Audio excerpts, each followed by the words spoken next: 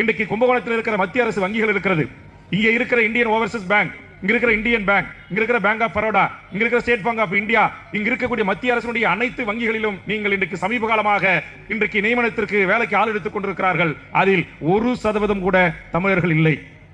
இன்றைக்கு முழுக்க முழுக்க வட இந்தியர்கள், இந்திய தாய்மொழியாக கொண்டவர்கள்.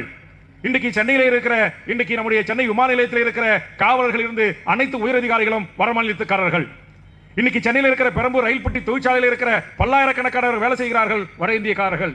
இங்கே நான் வருகின்ற போது மாடியிலே நின்று வேடிக்கை பார்த்தார்கள் வட இந்தியக்காரர்கள். இந்த கட்டடம் கட்டுவதிலிருந்து, இங்க இருக்கிற விவசாய வேலையிலிருந்து, நெல்லறுப்பு இயந்திரத்தை ஓட்டுவதிலிருந்து, இன்றைக்கு நாற்று நடுவதற்கு கூட தஞ்சை மாவட்டத்திற்கு வட இந்திய பெண்மணிகளை கொண்டு வந்து இறக்குமதி செய்து இந்த மண்ணின் பூர்வீகுடி மக்களுடைய வாழ்வுரிமையை, வேலை வாய்ப்பு உரிமையை பறித்து வருகிறது நம்மை ஆளுகின்ற ஒன்றிய அரசு.